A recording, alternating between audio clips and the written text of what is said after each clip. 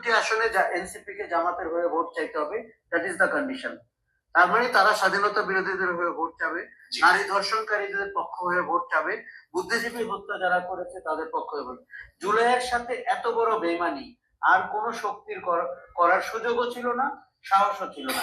একটা আশরাফ কায়সার কথাটা বলছে খুব বেশ কঠিনভাবে, আমি নিজেও এত কঠিনভাবে বলতে পারি না, কিন্তু এটাকে অস্বীকার করা যাবে? সত্যি তো তাই। কারণ এখন যদিও আসন ভাগাভাগি চূড়ান্ত হয়নি, বোঝা যাচ্ছে 30-35টা আসন পাবে, তাও সেই জোটে কিন্তু এনসিপির অবস্থানটা তৃতীয়। প্রথম জামাত 190টা, তারপরে ইসলামী আন্দোলন 40টা, তারপরে এনসিপি 30টা। তার মানে ওইটা হচ্ছে ইসলামী জামাত এবং ইসলামী আন্দোলন জোট, সেই জোটের তৃতীয় অবস্থানে এনসিপি।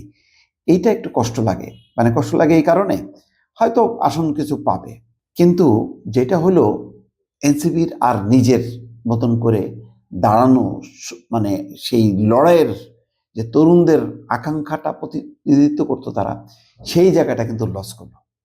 এটা যতই বলেন না কেন, এটা বিএনপির মধ্যে আসলেও তাই, বিএনপি যেহেতু বড় দল তাদের অবস্থানটা থাকতো সেকেন্ড হয়তো, কিন্তু এখন কিন্তু জামাতের মতন দলের জোটে তাদের অবস্থান হয়ে গেল কিন্তু তৃতীয়।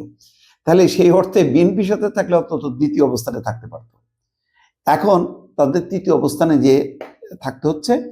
সবচেয়ে বড় কথা হলো যে জামাত স্বাধীনতা বিরোধী, মুক্তিযুদ্ধ বিরোধী শক্তি, এইটা বলতে পারবে না।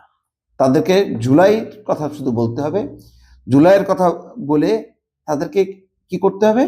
জামাত যেভাবে বিএনপিকে সমালোচনা করে যে তারা জুলাইয়ের চেতনা ধারণ করে না, তারা সংস্কার মানে না, বিচার মানে না, ওই একই কথাগুলি বলতে হবে। কারণ তাদের যে অন্তত ধরলাম যে 100টা বা 200টা নির্বাচনী এলাকায় তো এনসিপির কিছু লোকজন আছে, তো সেই জায়গায় তারা কি করবে? তারা জামাতের পক্ষে প্রচার চালাইতে হবে নিয়ম অনুযায়ী, জোটের স্বার্থে। তো সেখানে তারা মুক্তিযুদ্ধের কথা বলতে পারবে না, তরুণরা কিছু বলতে পারবে না।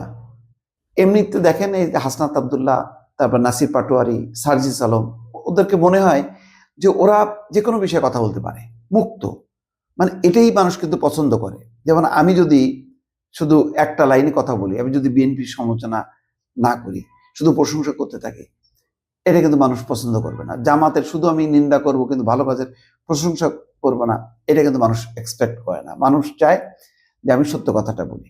তো তরুণদের কাছেও প্রত্যাশা হলো মানুষের এই যে তারা যাতে সঠিক সত্য কথাটা বলে। কিন্তু এখন তারা কিন্তু বন্দী হয়ে গেল। কার কাছে বন্দী হয়ে গেল?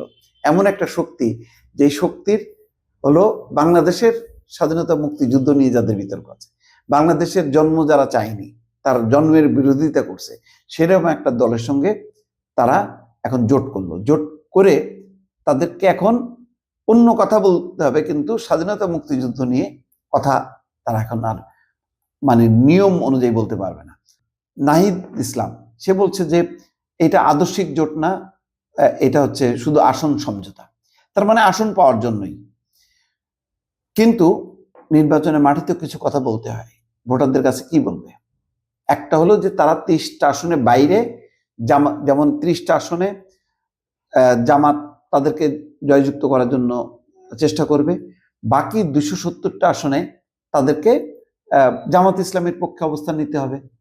তাহলে জামাত ইসলামের পক্ষে বলতে গেলে তাহলে স্বাধীনতা মুক্তিযুদ্ধ নিয়ে এই বিতর্কটা আনা যাবে না।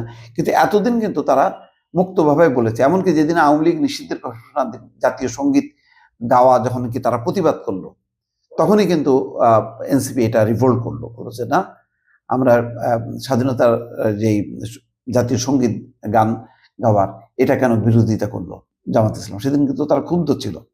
এছাড়াও নানা সময় তারা কিন্তু কথা বলেছে সংস্কারের ব্যাপারে বলেছে, তারা মুখোশধারী, তারা আসলে সংস্কার চায় না, এই সমস্ত কথাবার্তা বলছে। যাক, এইসব কথা নাই বললাম, কিন্তু মৌলিক যে বিষয়টা, যেটা বিএনপি এখন উচ্চারণ করতেছে, সেই কথাটা কিন্তু এখন তারা বলতে পারবে না। তাহলে প্রতিবাদী তরুণ যারা নতুন একটা স্বপ্ন দেখালো, তারা আজকে ভাষা হারায় ফেললো, মুখ বন্ধ রাখলো। এটা কি প্রত্যাশিত? প্রশ্ন থাকলো।